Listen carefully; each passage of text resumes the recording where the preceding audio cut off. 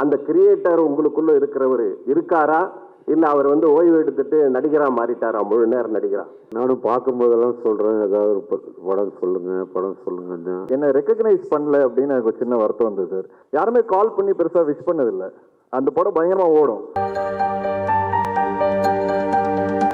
இந்த தருணத்தில் உங்களுக்கு படம் சம்பந்தப்பட்ட எந்த கேள்வியாக இருந்தாலும் நீங்கள் இப்போ கேட்கலாம்.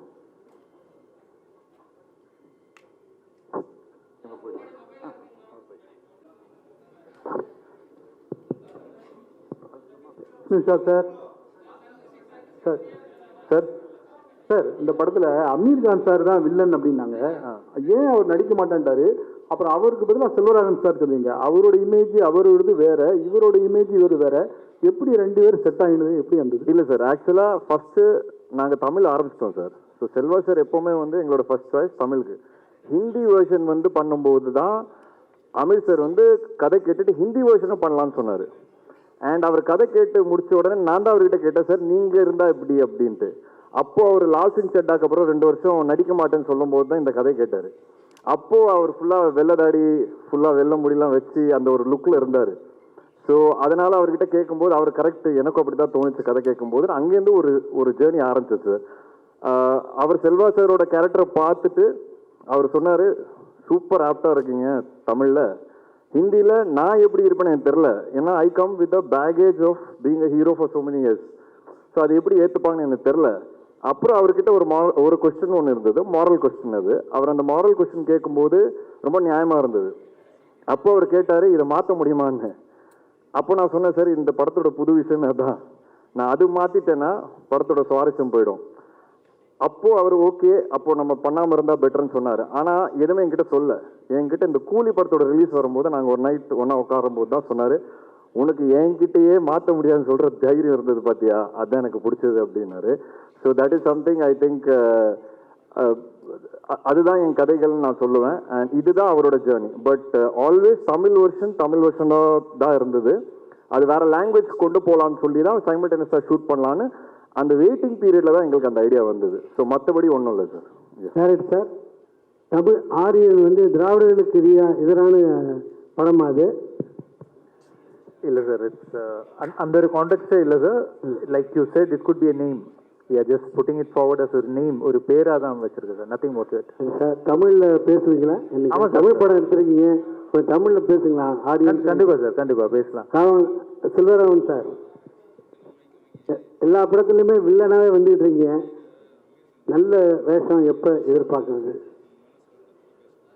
இதில் என்ன வில்லன், இதில் என்ன, இது எல்லாம் கேரக்டர்ஸ் தான். ஸோ ஒரு படமும் நல்ல சந்தோஷமாக அனுபவிச்சு தான் பண்ணுறோம். கூடிய சீக்கிரம் வந்து அதர் கேரக்டர்ஸ் வரும், டெஃபினட்டாக வரும். வெயிட் பண்ணுறேன் அதுக்காக. செல்வராகவன் சார், உங்களுக்கு கேள்வி. ஒரு டைரக்டர் பேரை பார்த்து தேட்டருக்கு வந்தாங்க ஆடியன்ஸ். அது பல டைரக்டர்களுக்கு அந்த வரிசையில் வந்துட்டு உங்கள் பேரை பார்த்துட்டு தேட்டருக்கு ஆடியன்ஸ் வந்தாங்க. இப்போ நீங்கள் திடீர்னு வந்து நடிகராகிட்டதுனால சொகுசாக வந்துட்டு நடிச்சுட்டு போயிடலான்ட்டு நினச்சி அந்த கிரியேட்டர் உங்களுக்குள்ளே இருக்கிறவர் இருக்காரா, இல்லை அவர் வந்து ஓய்வு எடுத்துட்டு நடிகராக மாறிட்டாரா, முழு நேரம் நடிகரா?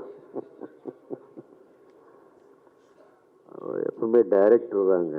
ஆக்டிங்கிறது ஓகே. ஃபஸ்ட்டு சாணிக்காயுதம் ரொம்ப ஃபோர்ஸ் பண்ணி என் ஃப்ரெண்டு அவர் டைரக்டர் எல்லாம் பண்ணதால தான் நான் பண்ணே தவிர. ப்ளஸ் எனக்கு ஒரு கேள்வி இருந்துகிட்டே இருந்தது, ஒரு ஆக்டிங் கஷ்டமா இல்லை டைரக்டிங் கஷ்டமா அப்படின்ட்டு. சரி பார்க்கலாம், நடித்து பார்த்தா தான் தெரியும் போல இருக்குது அப்படின்னு பார்த்தோன்னே ஒரு 5-6 நாள் ஷூட்டிங் கழிச்சு, அட கடவுளே, ஆக்டிங்னா இவ்வளோ ரெஸ்பான்சிபிலிட்டிஸ் இருக்கா? கையை பார்த்துக்கணும், காலை பார்த்துக்கணும், மூஞ்சியை பார்த்துக்கணும், அங்கே பார்த்துக்கணும், இங்கே பார்த்துக்கணும். நம்ம பாட்டுக்கு ஒரு திரிஞ்சு நம்ம ஒரு படம் எடுக்கிறது வேறு. பட் ஆக்டிங்லாம் அப்படி வந்து பட்டிட முடியாது. ஸோ ரொம்ப யோசித்து அதெல்லாம் பண்ணணும் வந்து. ஸோ கிடைச்சது ரொம்ப சந்தோஷம். சார், நீங்கள் இந்த போலீஸ் அதிகாரி கேரக்டர் பண்ணுறீங்களா, அது யாரை முன்னோட்டமாக வச்சுட்டு பண்ணுறீங்க, யாரை முன்மாதிரியாக எடுத்துக்கிட்டு பண்ணுறீங்க? இல்லை சார், ஒவ்வொரு கேரக்டர் வித்தியாசமான கேரக்டர் பண்ணுறதுல எனக்குள்ள நேரு கூட்டம்லேயும் போலீஸ் தான் கடைசியில். அந்த போலீஸ் வேற, ராட்சசன் போலீஸ் வேற, இந்த போலீஸ் வேற. பட் ஒரு போலீஸ் ஓட ஒரு ஜென்ரல் ஒரு பாடி லாங்குவேஜ் இருக்கும். அதை நான் சின்ன வயசுலேருந்து வீட்டிலே பார்த்துருக்கேன். ஸோ எங்கள் அப்பா தான் சார் எனக்கு ஒவ்வொரு கேரக்டர் அப்ரோச் பண்ணும்போது அவர்களோட பாடி லாங்குவேஜ் ஒன்று இருந்தது சில விஷயங்களில். எல்லா படங்களில் எல்லா இடத்துலையும் அப்ளை பண்ண முடியாது. அண்ட் அப்பா கிட்ட டிஸ்கஸ் பண்ணுவேன், இந்த மாதிரி ஒரு கேஸ் இருந்தால் நீங்கள் என்ன பண்ணுவீங்க. உண்மையாக சொல்லணும்னா ஆரியன் வந்து ஒரு டிஃப்ரெண்ட்டான ஸ்டோரி நாங்கள் சொல்லிகிட்டே இருக்கோம், அதை நீங்கள் பார்க்கும்போது புரிஞ்சுப்பீங்க. அப்போ நான் அப்பா கிட்ட கேட்டேன், இந்த மாதிரி ஒரு விஷயம் இருந்தால் நீங்கள் என்ன பண்ணுவீங்க. ஏன்னா எனக்கு தோணுச்சு படத்தில் பிகினிங்கில் போலீஸால் ஒன்றும் பண்ண முடியாது அப்படின்னு கதை கேட்கும்போது ஒன்றுமே பண்ணலையே போலீஸ்னு எனக்கு தோணுச்சு. அப்போ அப்பா கிட்ட கேட்கும்போது நீங்கள் உண்மையாகவே இந்த இன்சிடென்ட் இந்த மாதிரி ஏதாவது நடந்ததுன்னா நீங்கள் என்ன பண்ணியிருப்பீங்கன்னு கேட்கும்போது கண்டிப்பாக ஒன்றும் பண்ணியிருக்க முடியாது, வெயிட் தான் பண்ணியிருந்துருக்கணும் அப்படின்னு ஒரு மேட்டர் சொன்னார். அப்போ எனக்கு நம்பிக்கை வந்துருச்சு, ஓகே இந்த கதை கரெக்டான கதைன்னு. ஸோ இந்த மாதிரியான சில விஷயங்கள் நான் அப்பாவோட டிஸ்கஸ் பண்ணுவேன்.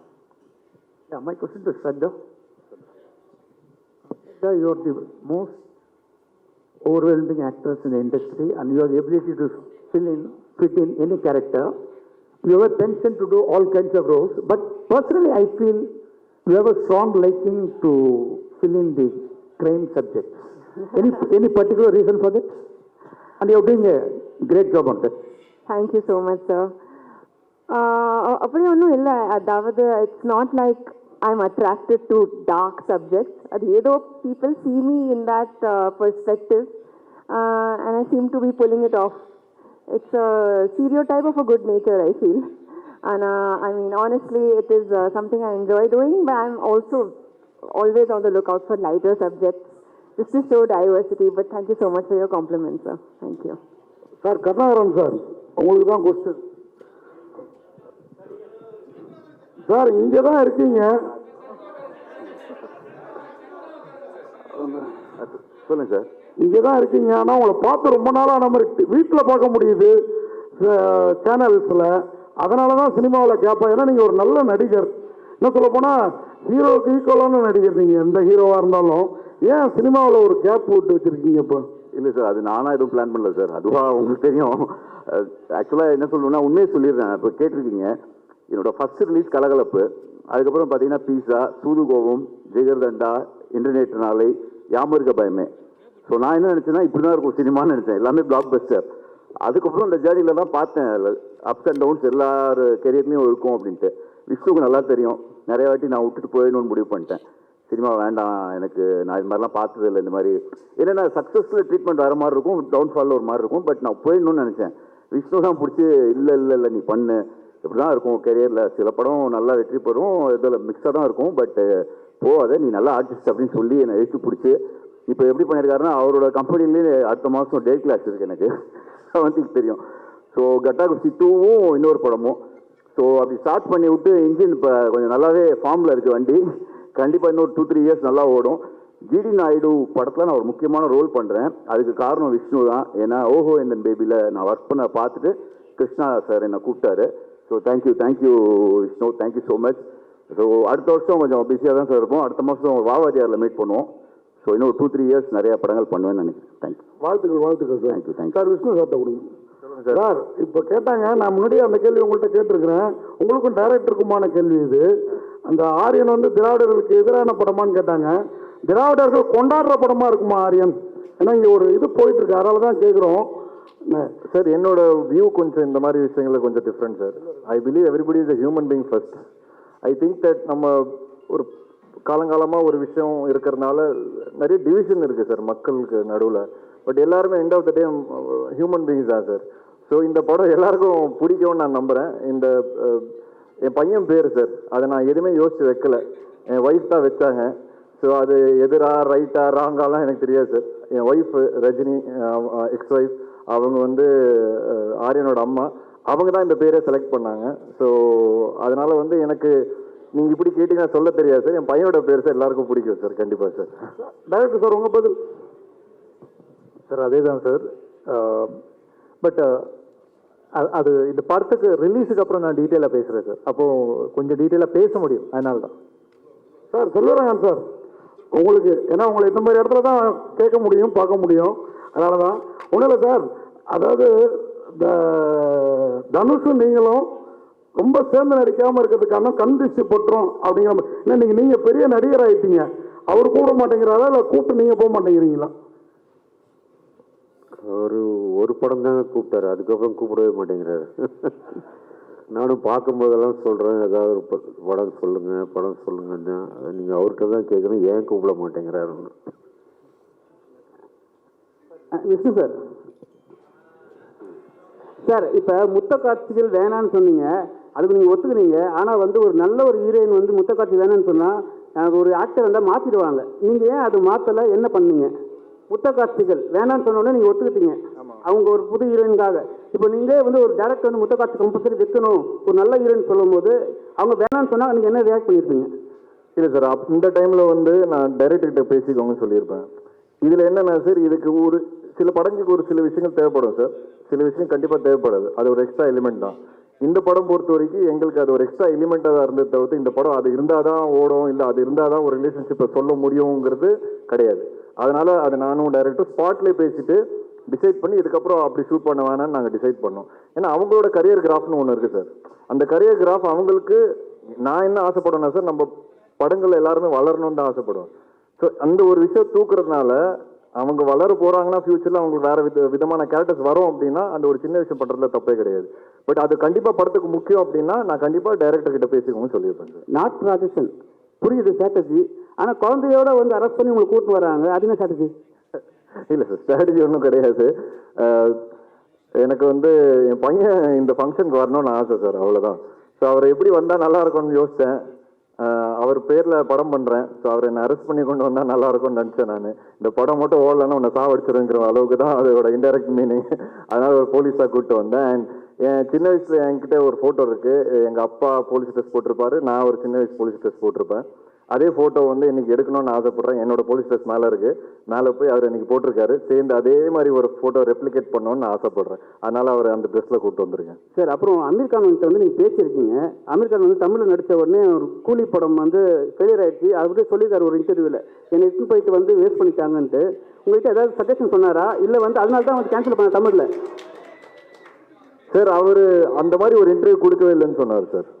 அந்த ஒரு இன்டர்வியூ நடுவில் வந்ததில்லை, அவர் எதிராக இன்டர்வியூ கொடுத்தாருன்னு அதோட ஃபோட்டோஸ் நான் எடுத்து அனுப்பிச்சேன் அவருக்கு. சரி, இந்த மாதிரி இங்கே எல்லாரும் பேசிகிட்டு இருக்காங்க, இல்லை நான் பேசவே இல்லை, அந்த மாதிரி நான் உடனே கிளியர் பண்ணிடுறேன்னு சொல்லி அவர் ஒரு ப்ரெஸ் ரிலீஸ் கொடுத்தாரு. அவர் வந்து பியோர் லவ் ஆஃப் ரஜினி சாருக்காக வந்து பண்ணியிருக்கிறாரு.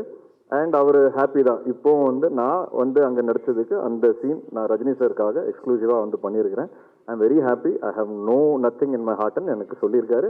அண்ட் அதை வெளியவும் சொல்லிட்டாரு அவர் அங்கே நார்த் மீடியாவில். Hi, congratulations to the whole team. Super a trailer. Thank you. Can I actually ask this question to the director? So this is about the inspiration for the story.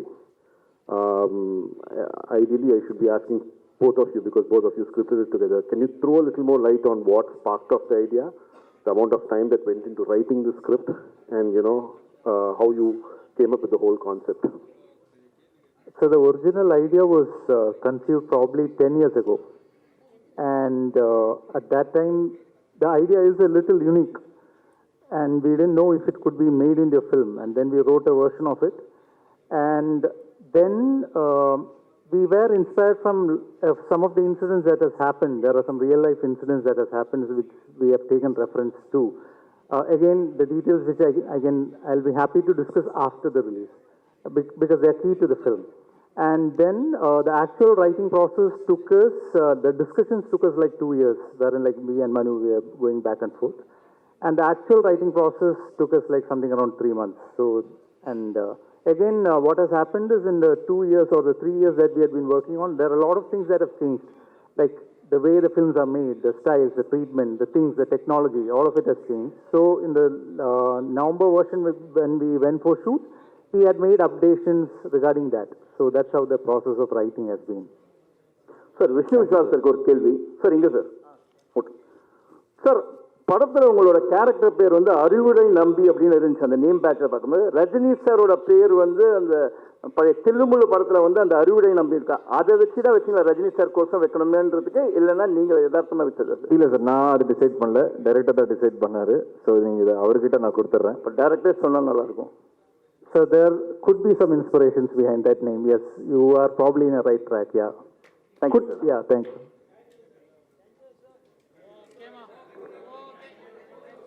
Thank you for அவர் sir ஏதோ கேட்குறாரு கடிச்சு.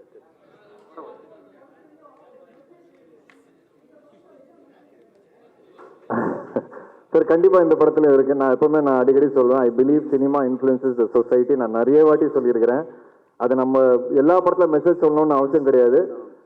But அது சொல்றதுக்கு ஒரு opportunity கிடைச்சதுன்னா அது கண்டிப்பாக சொல்லணும். ஆனால் அது ரொம்ப நேக்காக சொல்லணும் சார்.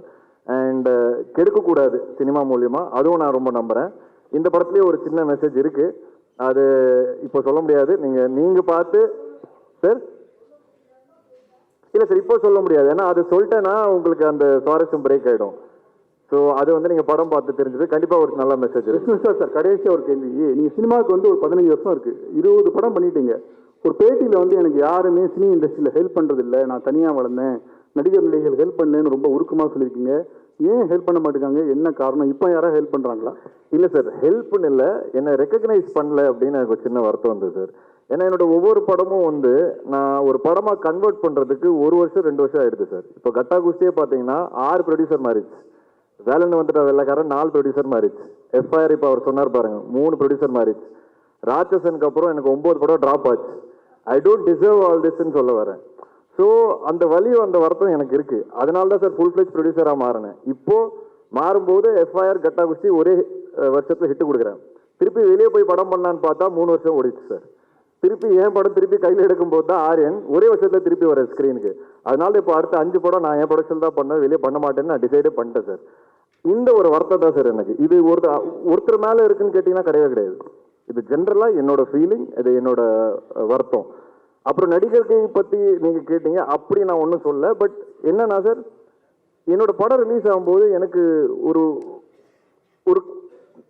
நம்ம ஒரு அட்மையர் பண்ணுற பல பேர் இருக்காங்களே சார் சினிமாவில், யாருமே கால் பண்ணி பெருசாக விஷ் பண்ணதில்லை. அந்த படம் பயங்கரமாக ஓடும். அவங்க எல்லாருமே என்னோட டேரக்டர்ஸ் கால் பண்ணிவிடுவாங்க, கால் பண்ணி மீட்டிங் கூட அரேஞ்ச் பண்ணிவிடுவாங்க. ஆனால் எனக்கு கால் வராது. அந்த மாதிரியான வருத்தங்கள் எனக்கு இருக்குது. தவிர ஏன் நமக்கு தொடர்ந்து இப்படி நடக்குது? ஏன் இப்போ நான் ஒரு படம் பார்த்தேன்னா சார், இப்போ சமீபத்தில் கூட 1-2 படங்களுக்கு நான் அவங்களுக்கு கால் பண்ணி 20 நிமிஷம் பேசியிருப்பேன். புது ஆர்டிஸ்டாக இருந்தாலும் நிறைய படங்கள் பண்ண ஆர்டிஸ்டாக இருந்தாலும் எனக்கு அந்த ஆசை. ஸோ நமக்கு என்ன தோணும்னா, நம்ம படம் ரிலீஸ் ஆகும்போது ஏன் ஒரு 4 பேர் நம்மளை கூப்பிட்டு என்கரேஜ் பண்ணால் நமக்கு ஒரு ஹாப்பினஸ் வரும்ல. அது எனக்கு நடந்ததே கிடையாது. சோஷியல் மீடியாலையும் பார்த்தீங்கன்னா ஒரு படம் பார்த்து படத்தை பற்றி பெருசாக போட்டது கிடையாது யாருமே. ஆனால் அதே டைரக்டர்ஸை படம் பார்த்துட்டு கூப்பிட்டு கதை கேட்டுறாங்க. ஸோ இந்த வழிகள் எனக்கு கொஞ்சம் கொஞ்சமாக இருக்குது சார். அது என்னன்னு எனக்கும் புரியல. So I'm just trying to figure out. ஒரு நாள் கண்டிப்பாக I will also come to a place where I get that encouragement and respect from people around me. ஏன்னா சப்போர்ட் பண்ணியிருக்காங்க சார். இனிஷியலில் முண்டாஸ்பட்டி அந்த டைம்லாம் நிறைய விஷால் அண்ட் ஆர்யா வந்து ஜீவா படம் ரிலீஸ் பண்ணாங்க. பட் அது என்னன்னு தெரியல, கொஞ்சம் வருஷமாக அது நடக்கல. எனக்கு என்னென்னு ஒன்றும் maybe I have to do better films, bigger ஃபில்ம்ஸ்னு எனக்கு தோணுது சார். அதான் சார், அது டைரக்ட் ஓடிடி ஃபிலிம் சார். அதுக்காக தான் எடுத்தேன். அதனால வந்து அதுக்காக வெயிட்டிங். அது எப்போ ஓடிடி டீல் ஸ்ட்ரைக் ஆகுதோ நான் கண்டிப்பாக டைரக்ட் ஓடிடி கொண்டு வருவேன் சார். ஜிப்ரான் சார் இங்கே கொல்லாதை கொள்ளை அழகாலே அந்த பாட்டு ட்ரெண்டிங்கில் இருக்குது. இந்த பாடல் உருவான சூழல் சொல்ல முடியுமா?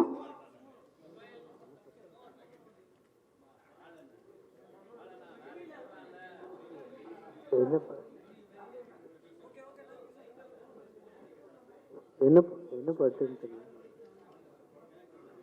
கொல்லாதே கொள்ளை அழகாலே பாட்டு ட்ரெண்டிங்கில் இருக்குது.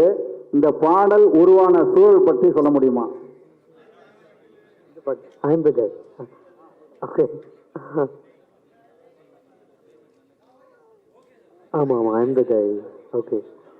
இல்லை சார், இல்லை நான் ஆக்சுவலி சீன்ஸ் பார்த்து தான் பண்ணோம்.